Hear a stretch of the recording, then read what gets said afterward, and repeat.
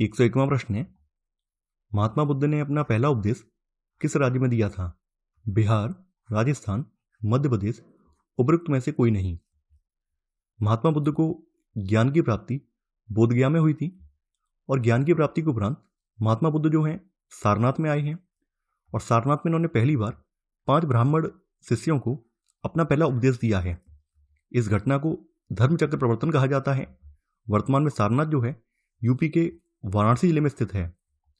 तो यहां पर आपका आंसर होगा डी वाला, उपरोक्त में से कोई नहीं।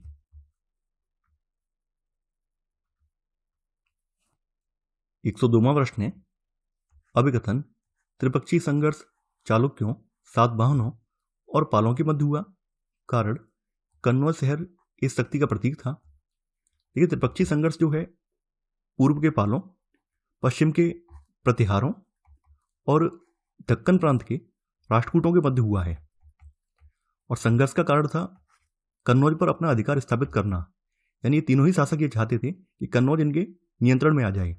तो कन्नौज को लेकर इन तीनों में संघर्ष हुआ है, जिसे त्रिपक्षीय संघर्ष के रूप में जाना जाता है। लेकिन इसमें चालुक्य और सातवाहन शामिल नहीं है, तो आपका अभिकथन गलत हो जाएगा। यहां पर आपका कारण बिल्कुल सही है। यहां पे कारण यह है कि कन्नौज जो है गंगा के व्यापार मार्ग पर स्थित था और कन्नौज रेशम मार्ग से भी जुड़ा हुआ था। तो इन सब चीजों ने कन्नौज को रणनीतिक और व्यवसायिक रूप से बहुत महत्वपूर्ण बना दिया। और इससे पूर्व आप लोग जानते होंगे कि कन्नौज जो है उत्तरी भारत में हर्षवर्धन साम्राज्य की पूर्व राजधानी भी रही थी। तो ये लोग ये चाहते थे कन्नौज पर अपना नियंत्रण स्थापित कर पाएं। तो यही कारण है कि कन्नौज को लेकर इन तीनों के बीच में त्रिपक्षीय संघर्ष हुआ है। तो यहां पर आपका अभिकथन गलत है, लेकिन कारण सही है। तो आपका सही आंसर होगा यहां पर डी वाला। ए गलत है परंतु आर सही है।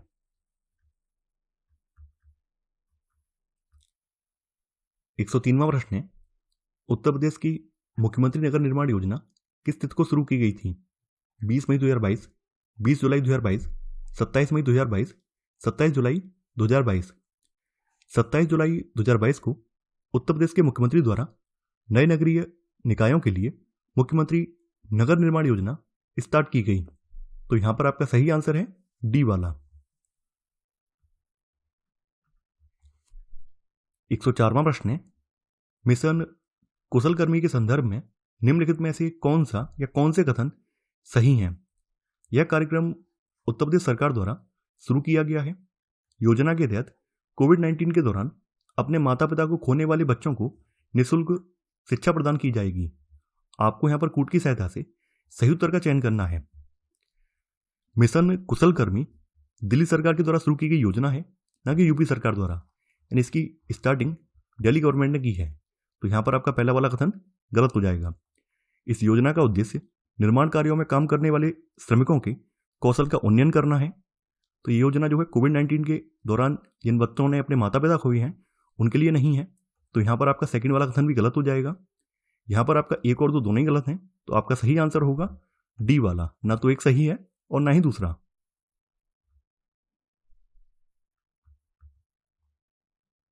105वां प्रश्न है, सूची 1 में अध्यक्ष दिए हुए हैं, सूची 2 में भारतीय राष्ट्रीय कांग्रेस के अधिवेशन है। जॉर्ज यूल ने 1888 के इलाहाबाद अधिवेशन की अध्यक्षता की थी। तो ए का चौथा हो जाएगा। रमेश चंद्र दत्त ने 1899 के लखनऊ अधिवेशन की अध्यक्षता की थी। गोपाल कृष्ण गोखले ने 1905 के वाराणसी अधिवेशन की अध्यक्षता की थी। सरोजिनी नायडू ने 1925 ईस्वी के कानपुर अधिवेशन की अध्यक्षता की थी। तो यहां पर आपका सही आंसर होगा 4, 2, 3, 1। यानी आंसर है आपका डी वाला।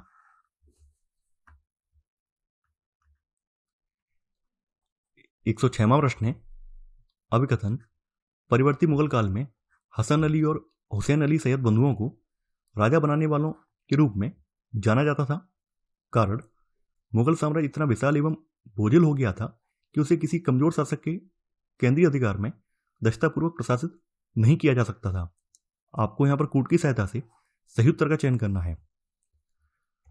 18वीं शताब्दी की शुरुआत में मुगल साम्राज्य में सैयद हसन अली खान और सैयद हुसैन अली खान ये शक्तिशाली शासक थे। ये दोनों जो हैं राजा नहीं बने हैं, लेकिन इन्हें राजा बनाने वाले इन्हें किंग मेकर के रूप में जाना जाता है। तो यहां पर आपका अभिकथन बिल्कुल सही है। देखिए यहां पर कारण जो है ये अपनी जगह सही है। मुगलों की शासन प्रणाली निजी तौर पर तानाशाही और निरंकुश सत्ता थी, इसलिए इसकी सफलता शासन चलाने वाले बादशाह के चरित्र पर निर्भर करती थी।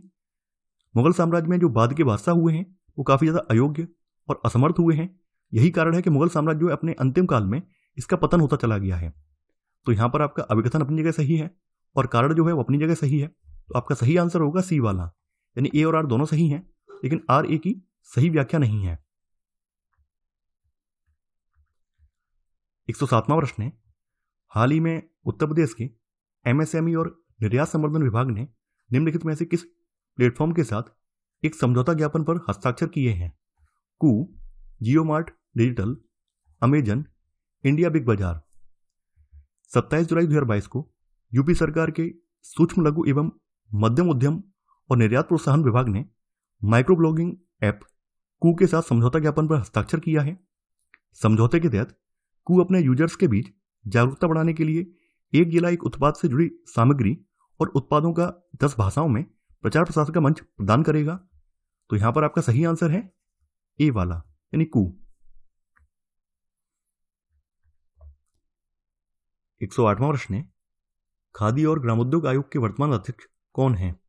राजीव कुमार, एस सोमनाथ, मनोज कुमार, सुनीता कुमारी। खादी और ग्रामोद्योग आयोग के विपणन के पूर्व विशेषज्ञ सदस्य मनोज कुमार को जुलाई 2022 में खादी और ग्रामोद्योग आयोग के अध्यक्ष के रूप में नियुक्त किया गया है। इन्होंने विनय कुमार सक्सेना का स्थान लिया।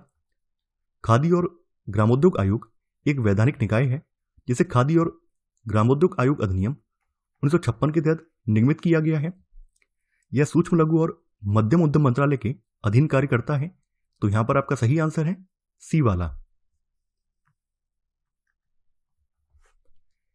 109वां प्रश्न है, हड़प्पा सभ्यता के संदर्भ में निम्नलिखित में से कौन सा या कौन से कथन सही हैं? हड़प्पा और मेसोपोटामिया सभ्यताओं के बीच व्यापार हेतु लोथल एक विक्रय केंद्र था। धौलावीरा सिंधु घाटी के सभी शहरों में सबसे बड़ा था। देखिए यहां पे बात करें आपके पहले वाले कथन की, तो आपका पहला वाला कथन बिल्कुल सही है। लोथल जो है, लोथल सिंधु घाटी सभ्यता का बंदरगाह था। लोथल हड़प्पा सभ्यता और भारत के शेष भाग के साथ साथ मेसोपोटामिया के मध्य व्यापार हेतु ये विक्रय केंद्र बना रहा है। तो यहां पर आपका पहला वाला कथन बिल्कुल सही है। यहां पर आपका सेकंड वाला कथन गलत है।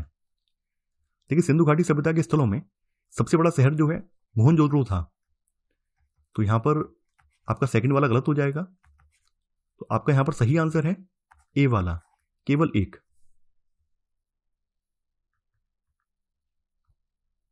110वां प्रश्न है, मुगल काल के संदर्भ में निम्नलिखित में से कौन सा या कौन से कथन सही हैं? किसी मनसबदार का पद और उसका वेतन उसके जात से स्वतंत्र होते थे। 5 भागों में लिखे गए अबुल फजल के अकबरनामा का प्रत्येक भाग एक विशिष्ट पहलू से संबंधित था। आपको यहां पर कूट की सहायता से सही उत्तर का चयन करना है। मुगल काल में मनसब रखने वाले व्यक्ति को मनसबदार कहा गया है। मनसबदार का पद और वेतन इसका निर्धारण उसकी जात की संख्या पर निर्भर था, यानी जात की संख्या जितनी अधिक होती थी दरबार में अभिजात की प्रतिष्ठा उतनी बढ़ जाती थी और उसका वेतन भी उतना ही अधिक होता था। तो यहां पर आपका पहला वाला कथन गलत हो जाएगा। अकबरनामा की बात करते हैं तो अबुल फजल ने अकबर के शासनकाल का इतिहास 5 भागों में नहीं बल्कि 3 भागों में लिखा है, जिसका शीर्षक अकबरनामा है। इसका पहला भाग जो है अकबर के पूर्वजों से संबंधित है। दूसरा भाग जो है अकबर के शासनकाल की घटनाओं का विवरण देता है और इसका तीसरा भाग जो है आईने अकबरी है। तो यहां पर आपका सेकंड वाला कथन ये भी गलत हो जाएगा। तो आपका आंसर होगा यहां पर डी वाला, ना तो एक सही है और ना ही दूसरा। 111वां प्रश्न है, मिलिंद पन्हो के लेखक कौन थे? नागसेन, कालिदास, नागार्जुन, अश्वघोष। मिलिंद पन्हो बौद्ध साहित्य का एक प्रसिद्ध साहित्यकार है। मिलिंद पन्हो की रचना जो है नागसेन ने की थी। मिलिंद पन्हो में बैक्ट्रियन ग्रीक राजा मिनांडर और बौद्ध भिक्षु नागसेन के मध्य संवाद का वर्णन किया गया है। तो यहां पर आपका सही आंसर है ए वाला, नागसेन। 112वां प्रश्न है, उत्पल वंश का संस्थापक कौन था? दुर्लभ वर्धन, महारानी विद्या, कोक्कल प्रथम, अवंती बर्मन। उत्पल राजवंश को कश्मीर के राज्यों में से एक माना जाता है, जिसने भारतीय उपमहाद्वीप के उत्तरी भाग में कश्मीर के पूरे क्षेत्र को प्रशासित किया है। इस राज्य की स्थापना अवंती बर्मन ने की थी, जिन्होंने 855 ईस्वी में करकोट राजवंश के शासन को समाप्त करके इसकी स्थापना की है। उत्पल वंश की राजधानी अवंतीपुर थी और इस राजवंश में रहने वाले अधिकांश लोग हिंदू धर्म और बौद्ध धर्म के अनुयायी थे। तो यहां पर आपका सही आंसर है डी वाला।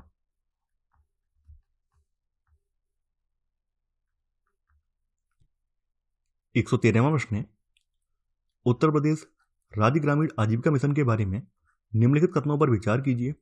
इस मिशन के तहत उत्तर प्रदेश सरकार ने महिला सशक्तिकरण के लिए 5 वर्ष का रोड मैप तैयार किया है।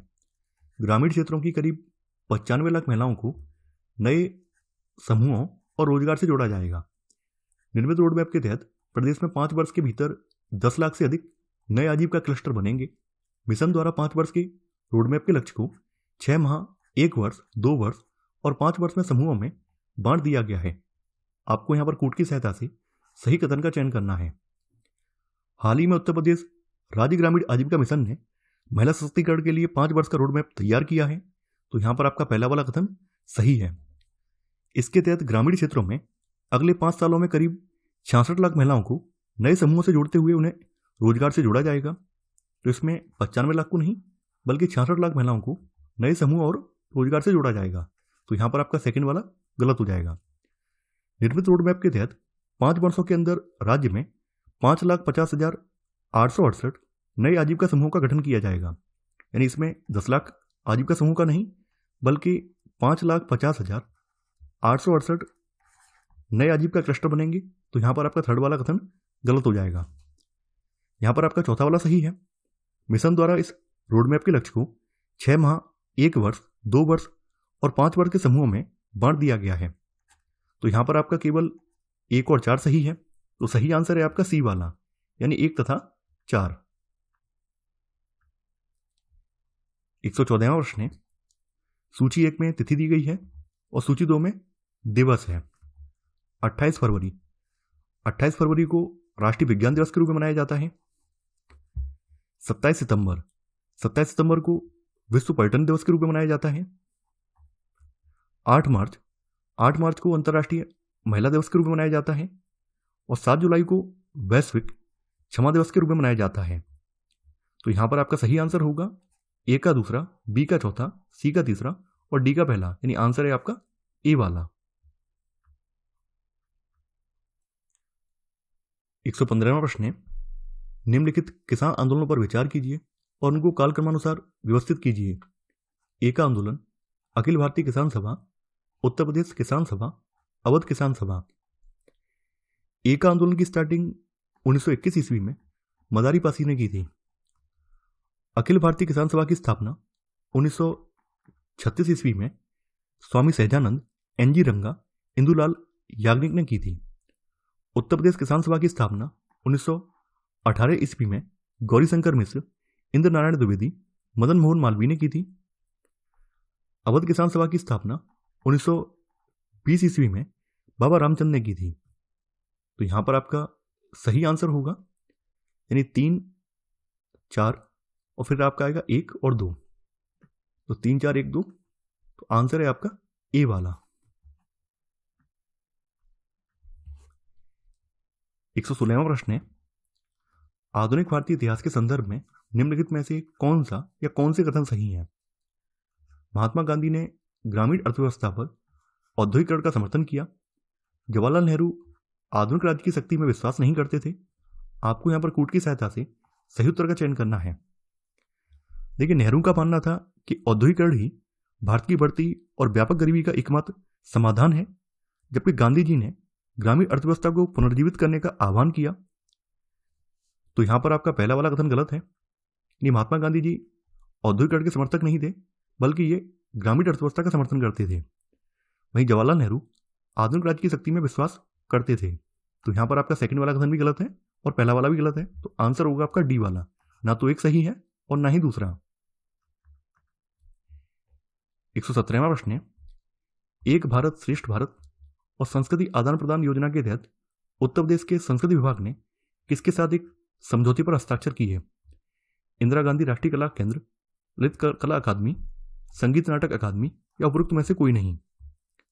29 जुलाई 2022 को एक भारत श्रेष्ठ भारत और सांस्कृतिक आदान प्रदान योजना के तहत उत्तर प्रदेश के संस्कृति विभाग और इंदिरा गांधी राष्ट्रीय कला केंद्र के मध्य एक समझौते पर हस्ताक्षर किया गया है।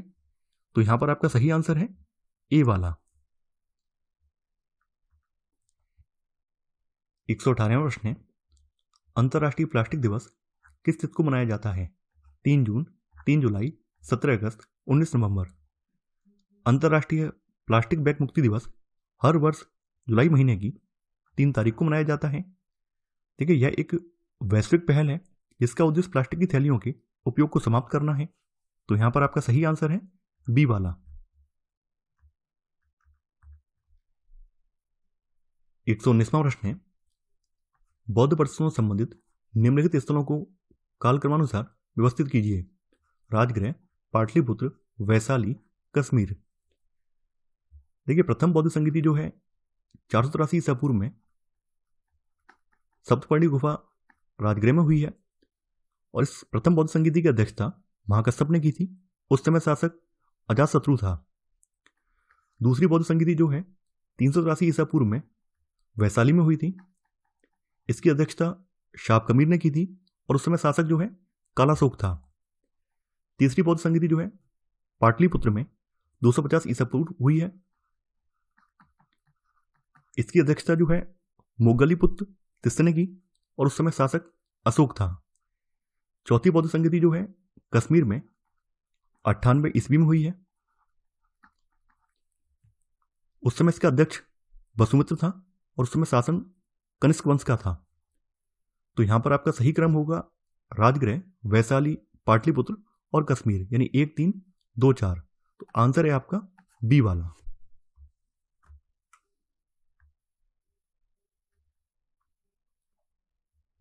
120वां प्रश्न है, हम्पी के संदर्भ में निम्नलिखित में से कौन सा या कौन से कथन सही है? हम्पी कृष्णा तुंगभद्रा बेसिन में स्थित है। महानवमी त्यौहार हम्पी में मनाए जाने वाले सबसे महत्वपूर्ण त्योहारों में से एक था। आपको यहां पर कूट की सहायता से सही उत्तर का चयन करना है। हम्पी नगर कृष्णा और तुंगभद्रा नदियों की घाटी में स्थित है। यह नगर वर्ष 1336 में स्थापित विजयनगर साम्राज्य का केंद्र स्थल था। तो यहां पर आपका पहला वाला कथन बिल्कुल सही है। देखिए, महानवमी पर्व जो आज दक्षिण भारत में नवरात्रि पर्व कहलाता है, यह उन दिनों हम्पी में एक अत्यंत महत्वपूर्ण पर्व माना जाता था। तो यहां पर आपका सेकंड वाला कथन यह भी सही है। यहां पर आपका 1 और 2 दोनों ही सही है। तो आपका सही आंसर है बी वाला, 1 तथा 2 दोनों। 121वां प्रश्न है, जैन धर्म के संदर्भ में कौन सा या कौन से कथन सही नहीं है? जैन शब्द की उत्पत्ति जिन शब्द से हुई है, इसका अर्थ है आत्मा। त्रिशला महावीर स्वामी की माता थी। जैन शब्द की उत्पत्ति जिनसे हुई है, इसका अर्थ होता है विजेता, न कि आत्मा। जिनका अर्थ है विजेता। तो यहां पर आपका पहला वाला कथन गलत हो जाएगा। जैन धर्म में कुल 24 तीर्थंकर माने जाते हैं, जिसमें महावीर स्वामी 24वें तीर्थंकर हैं और उन्हें जैन धर्म का वास्तविक प्रवर्तक भी माना जाता है। महावीर स्वामी के पिता सिद्धार्थ क्षत्रिय संघ के प्रमुख थे। इनकी मां त्रिशला लिच्छवी गणराज्य के प्रमुख चेतक की बहन थी। तो यहां पर आपका सेकंड वाला कथन सही है, लेकिन यहां पे पूछा गया कौन सा सही नहीं है। तो यहां पर आपका पहला वाला सही नहीं है। तो सही आंसर होगा ए, केवल 1। 122वां प्रश्न है, गढ़वाल वंश का संस्थापक कौन था? महीचंद्र, मदनपाल, चंद्रदेव, विजयचंद्र। गढ़वाल वंश ने वर्तमान भारतीय राज्यों यूपी और बिहार के कुछ हिस्सों पर शासन किया था। इनकी राजधानी वाराणसी में स्थित थी और एक संक्षिप्त अवधि के लिए इन्होंने कन्नौज पर नियंत्रण स्थापित किया था। तो गढ़वाल वंश का संस्थापक चंद्रदेव था। तो यहां पर आपका सही आंसर है सी वाला। 123वां प्रश्न है, performance grade index district 2019-20 report के संदर्भ में निम्नलिखित में से कौन सा या कौन से कथन सही है? उत्तर प्रदेश के मथुरा और औरैया जिले स्कूली शिक्षा के प्रदर्शन में अग्रणी है। इसे स्कूल और शिक्षा विभाग उत्तर प्रदेश शिक्षा मंत्रालय द्वारा जारी किया जाता है। आपको यहां पर कूट की सहायता से सही उत्तर का चयन करना है। केंद्रीय शिक्षा मंत्रालय के स्कूल शिक्षा विभाग द्वारा performance grade index district 2019-20 report जारी की गई है। तो यह रिपोर्ट उत्तर प्रदेश सरकार द्वारा नहीं, बल्कि केंद्र के शिक्षा मंत्रालय के स्कूल शिक्षा विभाग द्वारा जारी की गई है। तो यहां पर आपका सेकंड वाला कथन गलत हो जाएगा। यहां पर आपका पहला वाला कथन बिल्कुल सही है। नई performance grade index district report में यूपी के मथुरा और औरैया जिले सबसे आगे हैं, तो यहां पर आपका केवल पहला वाला कथन सही है, तो यहां पर आपका सही आंसर है ए, केवल एक। 124वां प्रश्न है, निम्नलिखित में से कौन भारत में 13 एक्सप्रेसवे वाला पहला राज्य या केंद्र शासित प्रदेश बन गया? नई दिल्ली, चंडीगढ़, कर्नाटक या उपरोक्त में से कोई नहीं। देखिए, वर्तमान में उत्तर प्रदेश भारत का पहला ऐसा राज्य बन गया है जहां पर 13 एक्सप्रेसवे हैं। हालांकि जो चालू एक्सप्रेसवे हैं वो 6 ही हैं।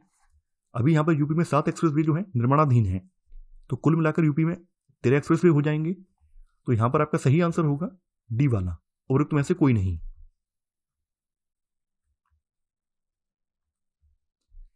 125वां प्रश्न है, अवध के निम्नलिखित शासकों में से किस एक ने मुगल साम्राज्य से अपनी स्वतंत्रता की घोषणा की?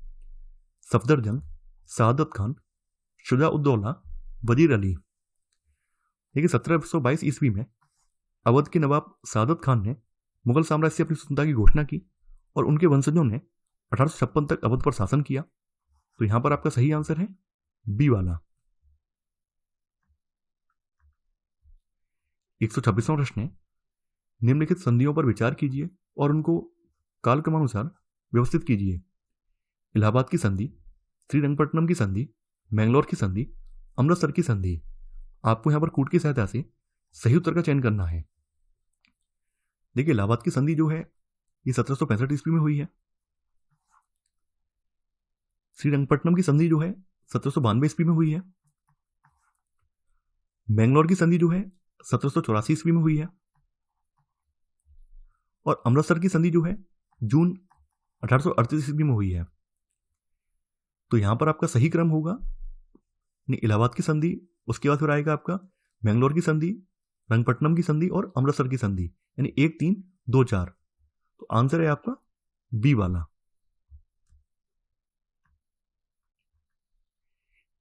127वां प्रश्न है, हाल ही में निम्नलिखित में से किस विभाग ने उत्तर प्रदेश मातृभूमि योजना के लिए दिशा निर्देश जारी किए हैं?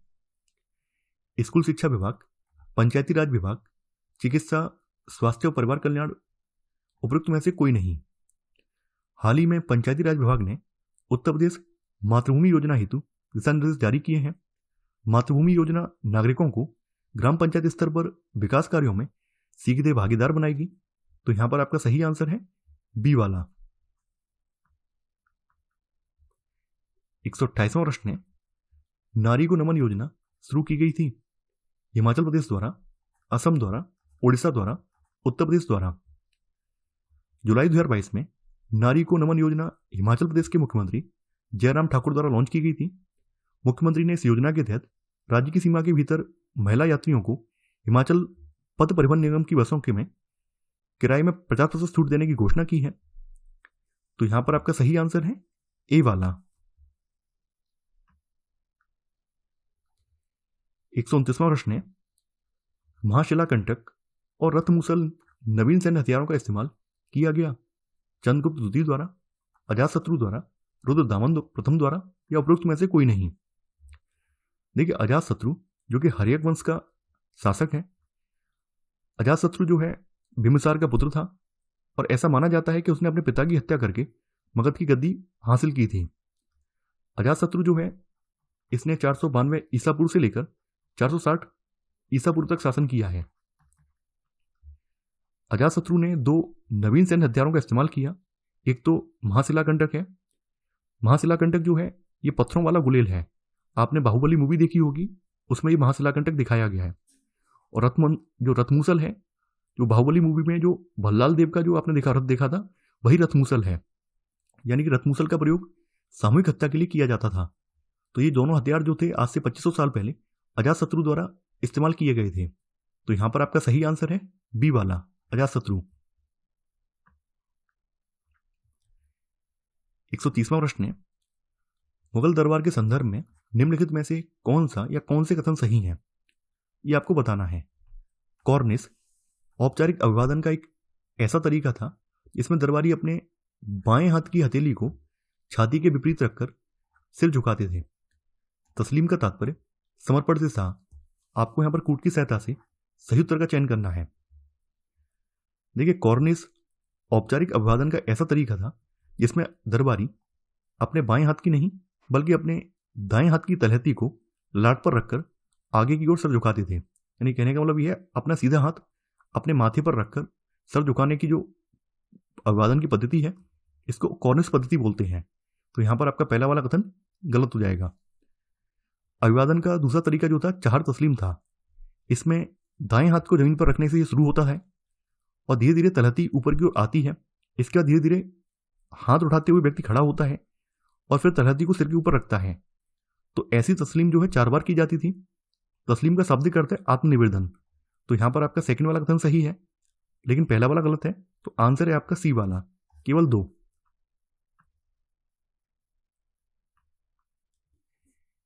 131वां प्रश्न है, अभिकथन मौर्य प्रशासन ने प्रांतीय प्रशासन पर जोर दिया।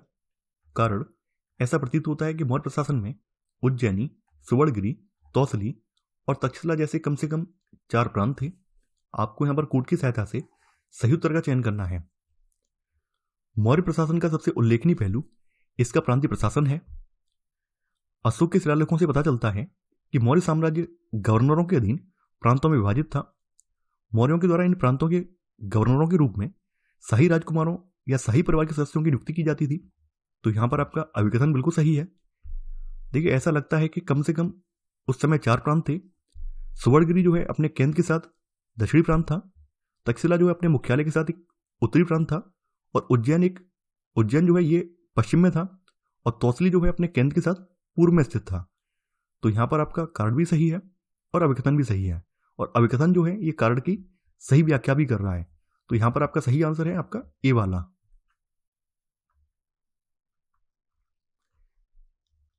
132वां प्रश्न है, चंदावर के युद्ध के संदर्भ में निम्नलिखित कथनों में से कौन सा या कौन से सही है? पहला है, यह युद्ध घेड़वाल वंश का अंतिम युद्ध था।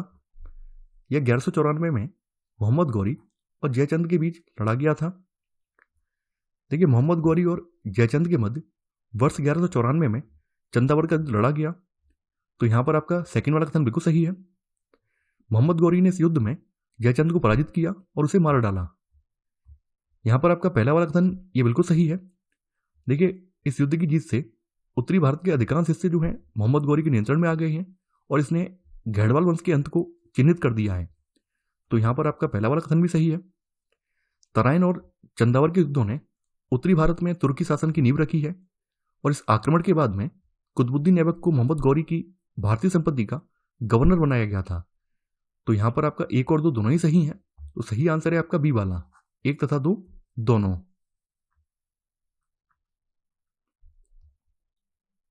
133वां प्रश्न है, निम्नलिखित में से किसे राष्ट्रीय भूविज्ञान पुरस्कार 2019 के लिए चुना गया था? रवि नारायण बस्तिया, प्रमथनाथ बोस, ध्रुवसेन सिंह, खड़क सिंह वल्दिया। वर्ष 1966 में स्थापित राष्ट्रीय भूविज्ञान पुरस्कार पृथ्वी विज्ञान के क्षेत्र में सर्वोच्च पुरस्कार है। यह केंद्रीय खान मंत्रालय के द्वारा दिया जाता है। लखनऊ विश्वविद्यालय के भूवैज्ञानिक प्रोफेसर ध्रुवसेन सिंह को राष्ट्रीय भूविज्ञान पुरस्कार 2019 के लिए चुना गया था। तो यहां पर आपका सही आंसर है सी वाला। 134वां प्रश्न है, निम्नलिखित में से कौन सी प्रजाति अगस्त्यमाला बायोस्फीयर रिजर्व के लिए स्थानिक है? विलो, चैन कुरिंजी, रोडोडेंड्रन, चीड़ पाइन। चैन कुरिंजी अगस्त्यमाला बायोस्फीयर रिजर्व के लिए एक स्थानिक प्रजाति है। तो यहां पर आपका सही आंसर है बी वाला। 135वां प्रश्न है, संयुक्त प्रांत कांग्रेस कमेटी का प्रथम सम्मेलन किसकी अध्यक्षता में प्रारंभ हुआ था? रामप्रसाद खत्री, जवाहरलाल नेहरू, मदन मोहन मालवीय, मोतीलाल नेहरू। संयुक्त प्रांत की कांग्रेस कमेटी का प्रथम सम्मेलन मोतीलाल नेहरू की अध्यक्षता में प्रारंभ हुआ था। आपको याद होगा कि कांग्रेस का 1907 में जब सूरत विभाजन हुआ है उसके बाद कांग्रेस पर नरमपंथियों का प्रभाव स्थापित हो गया है। तो मोतीलाल नेहरू और मदन मोहन मालवीय ये दोनों नरमपंथी थे। तो 1909 में मोतीलाल नेहरू के नेतृत्व में पुणे प्रांतीय कांग्रेस के राजनीतिक सम्मेलन प्रारंभ हो गए हैं। तो यहां पर आपका सही आंसर है डी वाला।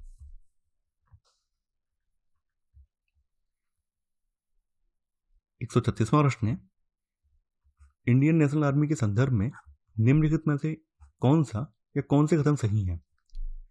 यह भारतीय युद्धबंदियों की एक सेना थी।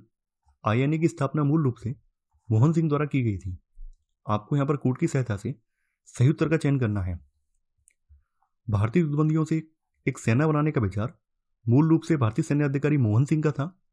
इन्होंने मदद के लिए जापानियों की ओर रुख करने का फैसला किया। मोहन सिंह ने जापानियों से भारतीय युद्धबंदियों की मांग की। जापानियों ने भारतीय युद्धबंदियों को मोहन सिंह को सौंप दिया और ऐसे करके इन्होंने इंडियन नेशनल आर्मी का गठन किया। 1942 तक आईएनए में लगभग 40,000 पुरुष शामिल हो गए थे। तो यहाँ पर आपका पहला और दूसरा कथन दोनों ही सही हैं। तो यहाँ पर आपका सही आंसर होगा बी वाला, 1 तथा 2 दोनों। 137वां प्रश्न है, उत्तर प्रदेश के माध्यमिक शिक्षा विभाग को परिवर्तित करने के लिए निम्नलिखित में से कौन से ऑनलाइन पोर्टल हैं? प्रज्ञान, पहचान, पहुंच, प्रतिष्ठान। आपको यहाँ पर कोड की सहायता से सही उत्तर का चयन करना है। उत्तर प्रदेश के माध्यमिक शिक्षा विभाग ने एक बड़े डिजिटल प्रयास के तहत नौकरी चाहने वाले बच्चों की आवश्यकताओं और उनकी आकांक्षाओं को पूरा करने के लिए 6 वेब पोर्टल स्टार्ट किए हैं।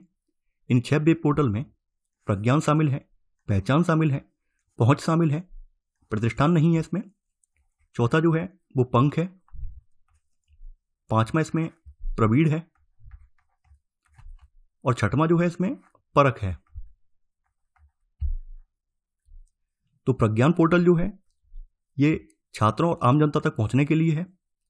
प्रवीण पोर्टल का उद्देश्य छात्रों को व्यवसायिक प्रशिक्षण देना है और उन्हें नौकरियों के लिए तैयार करना है। वहीं पहचान पोर्टल जो है इसमें सभी माध्यमिक विद्यालयों का एक वेब पेज है। पंख पोर्टल कैरियर काउंसलिंग के लिए है। पहुंच पोर्टल स्कूलों की मैपिंग के लिए है और परख पोर्टल स्कूलों की निगरानी और ग्रेडिंग के लिए है। तो यहां पर आपका सही आंसर होगा 1, 2 और 3। आंसर है आपका बी वाला। 138वां प्रश्न है, हाल ही में राष्ट्रीय डेयरी अनुसंधान संस्थान खबरों में रहा। यह स्थित है नई दिल्ली में, उत्तर प्रदेश में, पंजाब में, हरियाणा में। राष्ट्रीय डेयरी अनुसंधान संस्थान हरियाणा के करनाल में स्थित है। हाल ही में चर्चा में इसलिए रहा है क्योंकि इसकी 100वीं वर्षगांठ बनाई गई है, इसलिए चर्चा में रहा है। तो यहां पर आपका सही आंसर है डी वाला।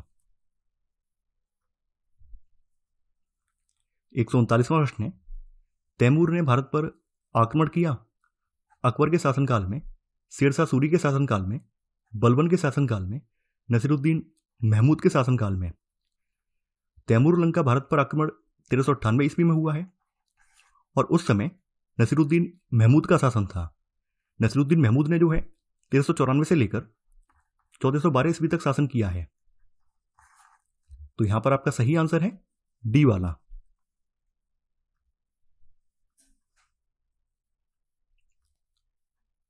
140वां प्रश्न है, चिश्ती परंपरा के संदर्भ में निम्नलिखित में से कौन सा या कौन से कथन सही है?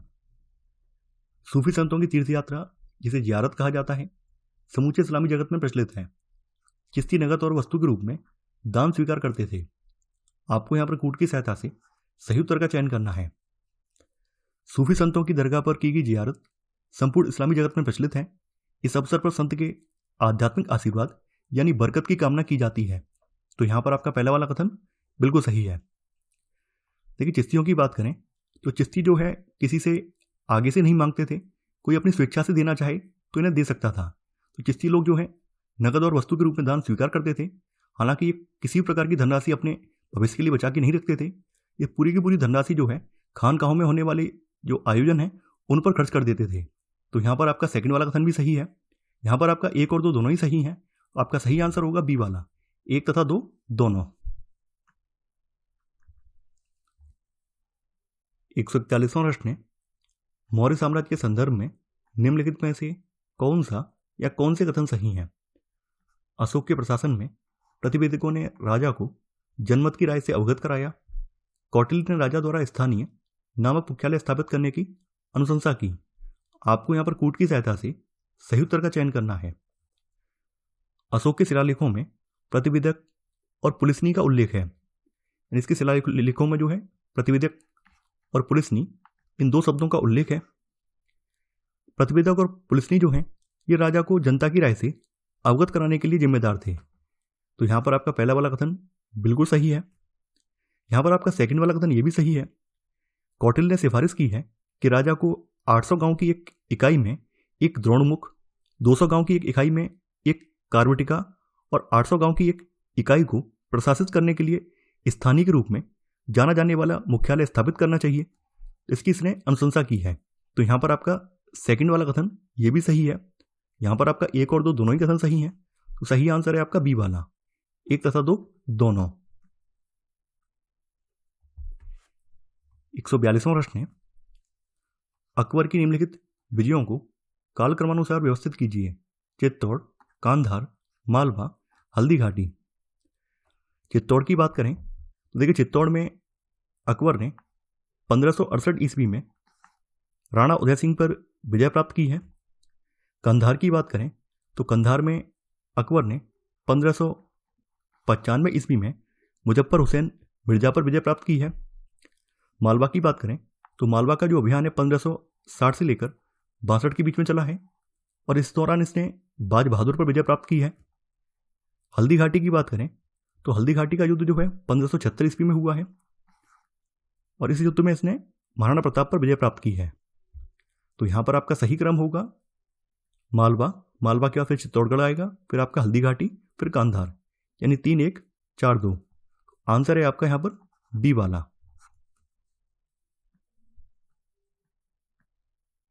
143वां प्रश्न है, निम्नलिखित में से किस संस्थान में भारत की पहली स्वायत्त नेविगेशन सुविधा का उद्घाटन किया गया था? IIT Madras, IIT Delhi, IIT Hyderabad, IIT Mumbai.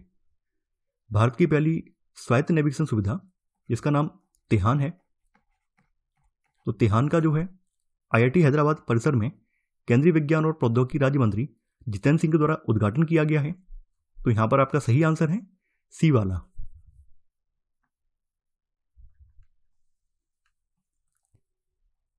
144वां प्रश्न है, निम्नलिखित में से किन 2 संस्थानों ने शहरी प्रगति आधारित समाधानों के लिए भारत का पहला राष्ट्रीय गठबंधन मंच लॉन्च किया? WHO, WRI Bharat, NIUAC cube, NITI Aayog. आपको यहां पर कूट की सहायता से सही उत्तर का चयन करना है। National institute of urban affairs, climate centre for cities जिसकी शॉर्ट फॉर्म है NIUAC cube, world resources institute India WRI India और इनके सहयोगियों ने शहरी प्रगति आधारित समाधानों के लिए भारत का पहला राष्ट्रीय गठबंधन मंच लॉन्च किया है। इसे पोलैंड में 11वें शहरी मंच के अवसर पर लॉन्च किया गया है, यानी इसे पोलैंड में 11वें विश्व शहरी मंच के अवसर पर इसे लॉन्च किया गया है। तो यहां पर आपका सही आंसर होगा सी वाला, 2 तथा 3। 145वां प्रश्न है, भारत छोड़ो आंदोलन के दौरान उत्तर प्रदेश में पहली समानांतर सरकार की स्थापना किसने की थी? बाईबी चौहान, अच्युत पटवर्धन, चित्तू पांडे, लाल बहादुर शास्त्री। भारत छोड़ो आंदोलन की बात करें तो 8 अगस्त 1942 को महात्मा गांधी ने ब्रिटिश शासन को समाप्त करने का आह्वान किया और मुंबई में अखिल भारतीय कांग्रेस कमेटी के सत्र में भारत छोड़ो आंदोलन शुरू किया। भारत छोड़ो आंदोलन के दौरान चित्तू पांडे ने पूर्वी उत्तर प्रदेश के बलिया में पहली समानांतर सरकार की स्थापना की। चित्तू पांडे को लोकप्रिय रूप से शेरे बलिया के नाम से जाना जाता था। तो यहां पर आपका सही आंसर है सी वाला। 146वां प्रश्न है, सूची 1 में गवर्नर दिए हुए हैं और सूची 2 में उनकी नीतियां हैं। वारेन हेस्टिंग, देखिए वारेन हेस्टिंग ने घेरे की नीति का पालन किया जिसका उद्देश्य कंपनी की सीमाओं की रक्षा के लिए एक बफर जोन बनाना था। लॉर्ड विलेजली ने सैक संधि प्रणाली का प्रयोग किया। लॉर्ड डलहौजी ने व्यक्तिगत नीति को अपनाया। लॉर्ड लिट्टन ने प्राउड रिजर्व की एक नई विदेश नीति शुरू की जिसका उद्देश्य वैज्ञानिक सीमाओं और प्रभाव के क्षेत्रों की रक्षा करना था। तो देखिए यहां पर आपका सही आंसर होगा बी वाला, यानी 1 2 4 और 3। तो आंसर है आपका बी वाला।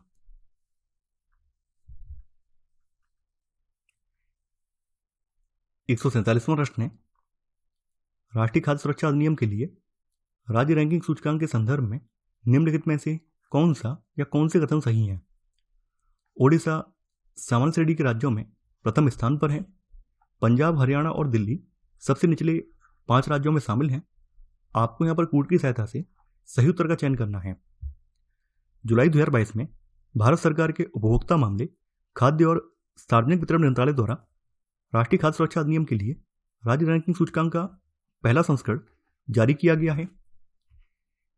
इस सूचकांक के तहत सामान्य श्रेणी के राज्यों में ओडिशा जो है पहले स्थान पर है, वहीं दूसरे स्थान पर इसमें यूपी है और तीसरे स्थान पर इसमें आंध्र प्रदेश आता है। तो यहाँ पर आपका पहला वाला कथन बिल्कुल सही है। देखिए, सबसे खराब प्रदर्शन करने वाले राज्य पंजाब, हरियाणा और दिल्ली हैं। तो यहाँ पर आपका सेकंड वाला कथन ये भी सही है। यहाँ पर आपका 1 और 2 दोनों ही सही हैं। तो आपका सही आंसर है यहाँ पर बी वाला, 1 तथा 2 दोनों।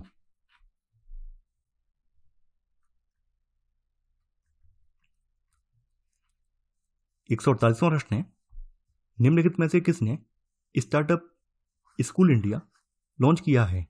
Facebook, Google, Amazon, Yahoo. 6 जुलाई 2022 को गूगल ने स्टार्टअप्स पहल के लिए गूगल के हिस्से के रूप में स्टार्टअप स्कूल इंडिया के लॉन्च की घोषणा की है। तो ये गूगल के द्वारा लॉन्च किया गया है। तो यहां पर आपका सही आंसर है बी वाला। 149वां प्रश्न है, निम्नलिखित में से किस वर्ष में हाइडिस्पीस का युद्ध लड़ा गया था? 321 ईसा पूर्व, 324 ईसा पूर्व, 326 ईसा पूर्व, 329 ईसा पूर्व। हाइडिस्पीस को युद्ध को समझने के लिए हमें भारत में सिकंदर के आगमन को समझना होगा। भारत में सिकंदर का आगमन 327 ईसा पूर्व में हुआ है। यानी 327 ईसा पूर्व में सिकंदर ने हिंदुकुश पर्वत को पार करके लगभग 10 महीने तक जनजातियों से युद्ध करते हुए इसने बिताए थे। 326 ईसा पूर्व में नाव के पुल की मदद से इसने सिंधु नदी को पार किया है। सिंधु नदी को पार करने के बाद तक्षशिला के शासक आम्बी ने इसका गर्मजोशी से स्वागत किया है। तब सिकंदर ने तक्षशिला से हाइडिस्पीस, यानी हाइडिस्पीस का मतलब है झेलम नदी, तो हाइडिस्पीस नदी के तट पर चढ़ाई की है। नदी के दूसरी ओर इसने पोरस की विशाल सेना को देखा है। देखिए, इसका जो है सिकंदर का और पोरस का एक भयंकर युद्ध हुआ है जिसमें पोरस की हार होती है। लेकिन सिकंदर जो है पोरस के रण कौशल, उसके साहस और वीरता को देखकर अचंभित हो गया है और उससे इसने मित्रता कर ली है। तो हाइडिस्पीस का युद्ध जो है 326 ईसा पूर्व में लड़ा गया है। तो यहां पर आपका सही आंसर है सी वाला। 150वां प्रश्न है, अकबरकालीन भूमि के वर्गीकरण के संदर्भ में निम्नलिखित कथनों में से कौन सा या कौन से कथन सही हैं? पोलज ऐसी भूमि थी जिस पर क्रमिक रूप से फसल होती थी और उसे कभी भी पड़ती नहीं रहने दिया जाता था। पर्वती ऐसी भूमि थी जिसकी उर्वरता को बनाए रखने के लिए बीच बीच में खेती नहीं की जाती थी। चाचर ऐसी भूमि थी जिसे 3 या 4 वर्षों के लिए पड़ती छोड़ दिया जाता था। जिस भूमि पर 5 वर्ष या उससे अधिक समय तक खेती नहीं की जाती थी उसे बंजर कहा जाता था। आपको यहाँ पर कूट की सहायता से सही उत्तर का चयन करना है। बादशाह अकबर ने अपनी गहरी दूरदर्शिता के साथ भूमि का वर्गीकरण किया और प्रत्येक वर्ग की जमीन के लिए अलग अलग राइट्स निर्धारित किया। तो यहाँ पर आपका पहला वाला कथन बिल्कुल सही है। देखिए, पोलज वह भूमि थी जिसमें एक के बाद एक हर फसल की वार्षिक खेती होती है और जिसे कभी खाली नहीं छोड़ा जाता था। तो यहाँ पर आपका पहला वाला कथन बिल्कुल सही है। पर्वती वह भूमि थी जिस पर कुछ दिनों के लिए खेती रोक दी जाती थी ताकि वह अपनी खोई हुई उर्वरता वापस प्राप्त कर ले। तो यहाँ पर आपका सेकंड वाला कथन ये भी सही है। चाचर वह भूमि थी जो 3 या 4 वर्षों तक खाली रहती थी। तो यहाँ पर आपका थर्ड वाला भी सही है। बंजर भूमि वह जमीन थी जिस पर 5 या उससे ज़्यादा वर्षों तक खेती नहीं की जाती थी। तो यहाँ पर आपका चौथा वाला भी सही है। यहाँ पर आपके चारों ही कथन सही हैं। तो सही आंसर है आपका डी वाला, यानी 1, 2, 3 तथा 4। तो देखिए, इसी के साथ आपका दृष्टि का टेस्ट 3 जो है कंप्लीट हो जाता है। मैं आप लोगों से आशा करता हूँ कि आपको ये वीडियो पसंद आ रहे होंगे। आप लोग इस वीडियो को लाइक और शेयर करना बिल्कुल मत भूलिए। तो चलिए, आज के लिए उतना ही। Thanks for watching. जय हिंद।